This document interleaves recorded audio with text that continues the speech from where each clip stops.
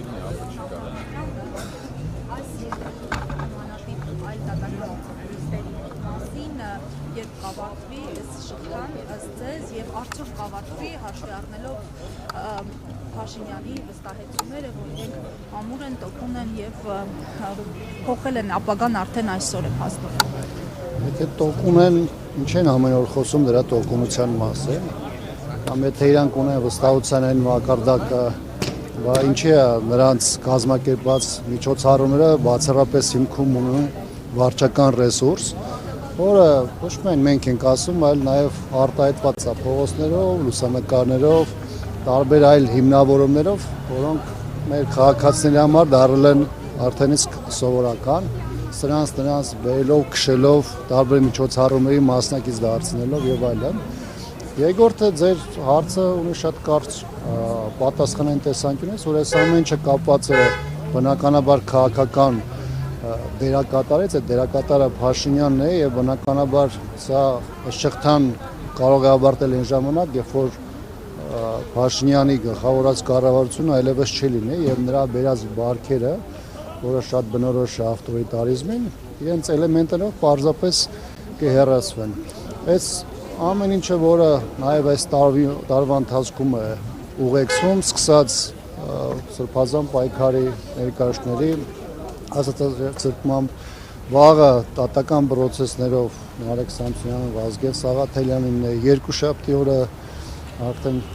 Դավիթ Համբարձումյանի գործով վերաքննիչն է, դրան հաջորդելու է նաև Միքայել Սրբազանի գործով վերաքննիչը, ինչը ի դեպ իշխանությունը ամեն կերպ ձգձգում է եւ այդ դատական նիստը անդադ հեռացնում է իրականությունից, բայց մենք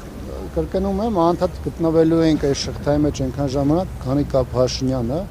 տարբեր դատաներում փոխվելու են թիրախները, փոխվելու են մարդիկ, որոնք քաղաքական հետապնդման են ենթարկվելու, բայց այս process-ը շարունակվելու է մինչև քաղաքական հանգուցալուծում։ Տեսեք, դուք խոսում եք Փաշինյանի հեռանալու մասին, Փաշինյանն էլ խոսում է օրինակ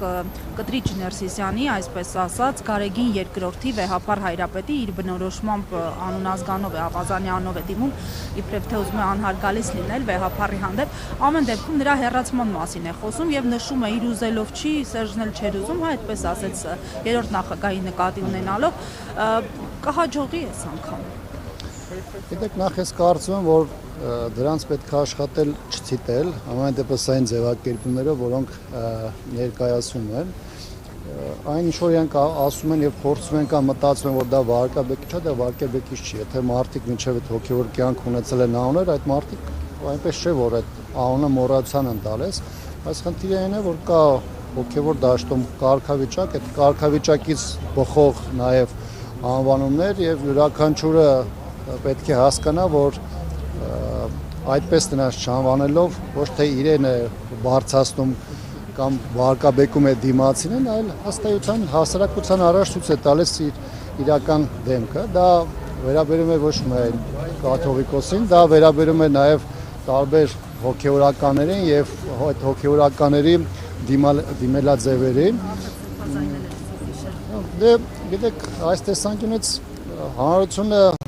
եթե նույնիսկ նրա մի հատված լռում է կամ տարբեր իրավիճակներում հարկ չի համարում իր դիրքորոշումը արտահայտելու, դա չի նշանակում դեռ, որ մարդիկ չեն հասկանում կամ այս իրողության մեջ չեն կարող գնահատել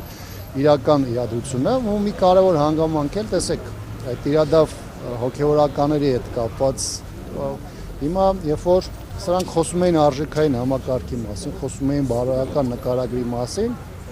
իրենք հասարակության համար այդ իրադավ հոգեորականների միջոցով ներկայացին ընտրությունը, ասել են, թե իրենք ինչն են ուզում ինչով փոխել։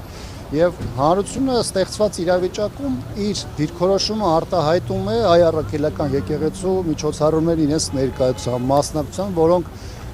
վերջին 6 ամիսների ընթացքում գոնե իմ գնահատմամբ շատ ավելի մեծ են դարձել եւ եթե մարդը նույնիսկ հրապարակային խոսք չի հնչեցնում, բայց հոգեորական տարբեր միջոցառումների ժամերգություն կլինի, պատերակ կլինի կամ այլ ձևով մասնակցություն ունի, երբ որ գայս է ներկայությունը ապահովում է, նաև բնականաբար նաև իր մոտեցումն է արտահայտվում այսօրվա իրողություններին եւ ըստ էության մերժում իշխանության այն մոտեցումները, որոնք այսօր դրված են հայ առաքելական եկեղեցու դեմ հարձակումների համատեքստում։ Իսկ ինչ վերաբերում է երրորդ նախագահի հետ կապված իր խոսքերին կամ հայտարարություններին, ապա հասարակությունը տեսել է, թե ինչ էր այդ ժամանակ հայտարարում գործող իշխանությունը, ինչ էին հայտարարում դրանց գործող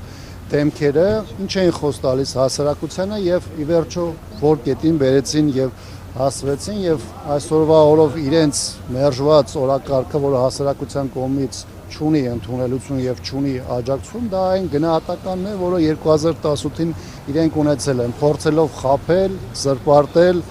մարդկանց լրիվ այլ խոստումներ տալ, բայց ժամանակը ցույց է տվել, որ հասարակությունը լրիվ այլ բան է ստացել։ Այսինքն չի հաջողվել Մեր հասարակությունը հայ առաքելական եկեղեցուն ցուցաբերած իր սատարմամբ օժանդակության, ես վստահ եմ, որ ամեն ինչ անելու է փլուզելու այս իշխանության այն հայեցակարգը, որ այսօր կոնկրետ հայ առաքելական եկեղեցու դեմ գործում է եւ դա յուրաքանչյուրից է կախված, սա միայն քաղաքական ուժերի կամ ակտիվ քաղաքական դերակատարների խնդիրը չէ։ Մեր հասարակությունը իր դիրքորոշումը իր մասնակցությամբ իր ներկայությամբ արտահայտել է եւ արտահայտելու է դրանով շրելով այս իշխանության այն երազանքը, որը դրված է եկեղեցու դեմ գործողությունների համատեքստում։ Առավել եւս դրսի աջակցության, որովհետեւ կրկնում եմ, եթե նույնիսկ շատ բան մեր քաղաքացին այսօր չի արտահայտում իր մտածածի կամ իր զգացածի մասին, շատ բան կա, որ դա ամենապատեհ պահին մեր քաղաքացին իր ներկայությամբ արտահայտում եւ իր սատարումը դրսևորում է։ Շնորհակալություն։ 168 թեմի հարգելի հետևողներ, այս